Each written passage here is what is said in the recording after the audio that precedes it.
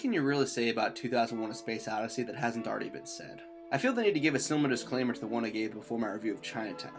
I'm not reinventing the wheel here. Yes, I'm giving you my own personal thoughts and opinions, but I'm willing to bet that everything I'm about to say has already been said and been said better. This movie is, after all, widely regarded as one of the greatest achievements of film as a medium, and I do love it, which is why I feel the need to throw my 2 cents in.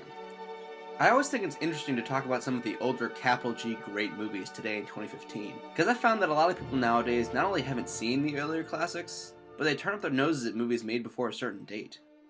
Sure, this is regarded as one of the best films ever made, but it was also made 46 years ago. The enormous praise surrounding movies like this doesn't exist in a vacuum. It's often a product of the time and place of the film's creation. I mean, Citizen Kane is regarded by some as the best movie ever made, and the cinematography was absolutely groundbreaking in 1941. And it's still pretty damn impressive by today's standards. But how would audiences react if Citizen Kane was released today? How would they react to 2001? To answer this question, I think it's important to note how audiences reacted in 1968. This movie was actually pretty polarizing upon release. I know there have been some conflicting views held by some of you.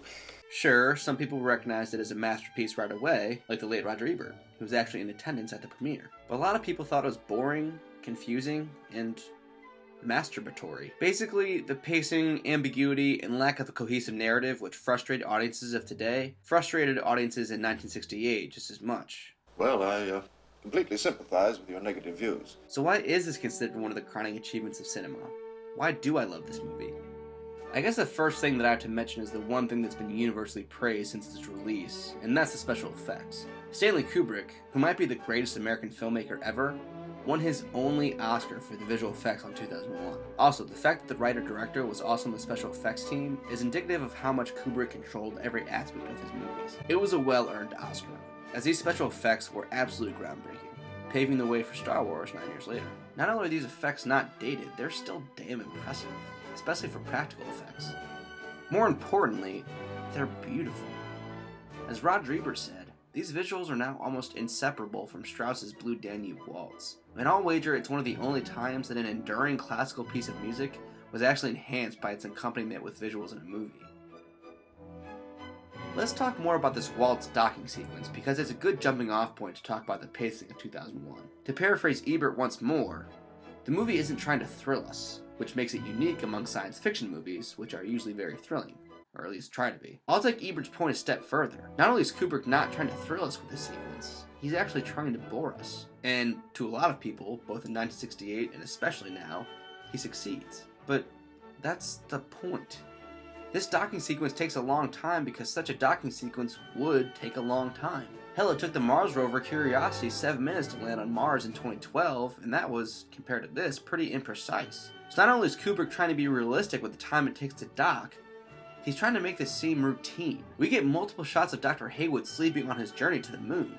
That's how mundane this journey is. He doesn't even react to this gorgeous view of Earth spinning behind him during this phone call. These are subtle ways of showing how far man has advanced since discovering tools 4 million years earlier. The landing on the moon bores us. It bores the characters to sleep, and it bores the audience. That said, I personally have a hard time calling the sequence boring. It's wonderfully appropriate that Kubrick chose classical music for these scenes, because I find them to be entertaining in the same way I find classical music to be entertaining. Classical music engages me in a way that I'm not used to, by letting me appreciate not lyrics, but the feeling, the movement of the music. These space sequences similarly engage me in a way that I'm not used to, by letting me, quite literally, appreciate not the destination, but the process, the journey itself. Speaking of classical music, 2001 as a whole kind of resembles a symphony. A modern symphony usually has 4 components. A quick and joyous piece to open, followed by a slow and stately piece called an adagio, which literally means at ease, a minuet, which is a dance often played by a trio, and ends with a rondo, which is a fast and vivacious piece. Or maybe this is a coincidence and I'm reading too much into it. I'm really not at liberty to discuss this. So while 2001 isn't necessarily about thrills, that's not to say that there's no tension or conflict. The Dawn of Man sequence tells a wordless and effective story about a conflict between 2 tribes of 8 men, or whatever you want to call these guys. Tension is built by these unanswered questions and the mystery surrounding them. This reports that quite a serious epidemic has broken out at Cleves. Something apparently of an unknown origin. This is in fact what has happened. Something is happening that most of the characters don't know about, and we don't know about. This idea is pushed a step further later on in the story, in a nearly identical conversation Hal has with Dave. Oh, well, Dr. Floyd, I hope you don't think I'm being too inquisitive, but... Well, forgive me for being so inquisitive. Some extremely odd things have been happening at Cleves. That there are some extremely odd things about this mission. The breathing in the helmets was always eerie to me as well. Not only does it effectively establish an uncomfortably intimate relationship between us and the characters, putting us in their helmets, it's an incessant reminder of the humanity of the astronauts, and the fragility of that humanity, right in our ear. And the big payoff is when this creepy fucking pod cuts Frank's oxygen and sends him off into space.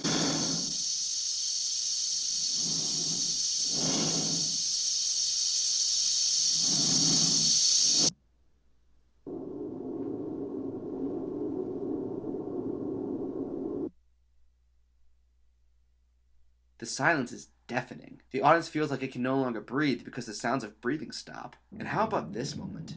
This is masterfully crafted tension. Because of the earlier comments about Hal's pride, I sensed a certain pride in his answer about his accuracy and perfection. and his comment showing his hubris, Well, I don't think there is any question about it. It can only be attributable to human error. we know that he's not going to take kindly to the plan of him being turned off.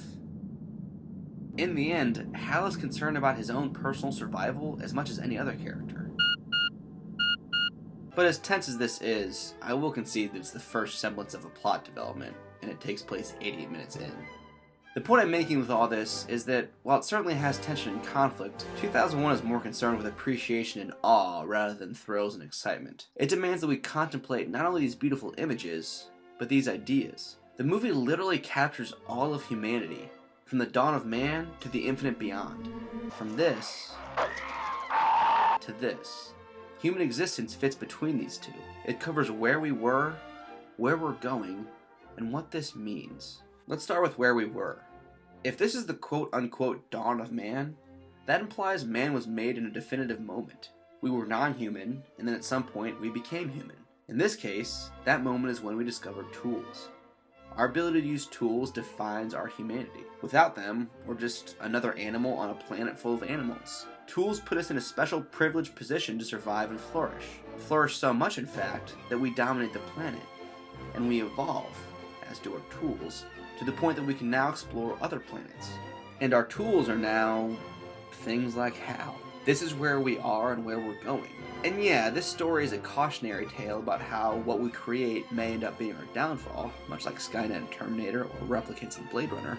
But I've always been more fascinated by how lifeless Dave and Frank are. I mean, they are completely emotionless. Hal seems to have more emotions than they do. Well, he acts like he has genuine emotions. Of course, he's programmed that way to make it easier for us to talk to him. What does this say about humanity when the technology we create is more human than we are? What does it say about our technology? I mean, Hal's actions are heinous, but he does them out of self-preservation. And a heinous act of self-preservation was one of the very first things done by mankind. So, in a way, doesn't that make him more human as well? I'm afraid.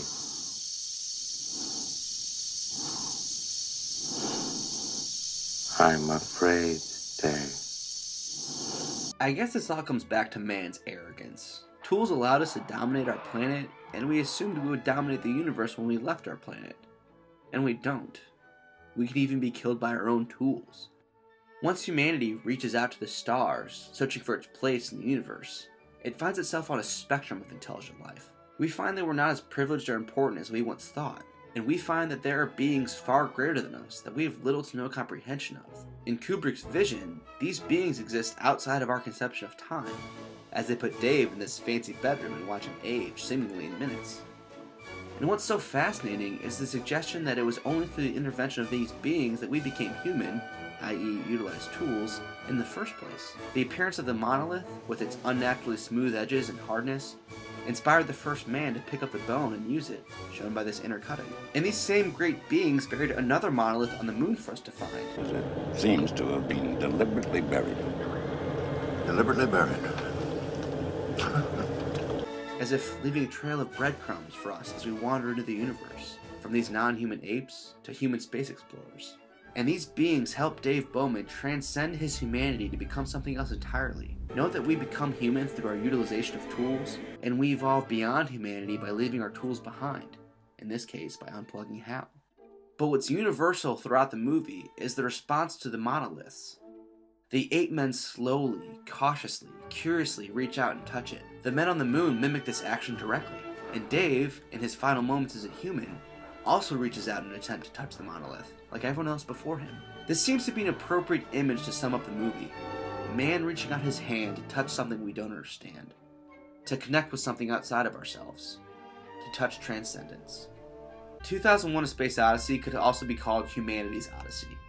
From humble beginnings and a simple existence on Earth, to a complex journey into space, to a struggle to survive the technology that we ourselves created, to a rebirth as a new being. And while the future of humanity is as uncertain now as it was in 1968, it puts a smile on my face when I picture us taking our place in the heavens.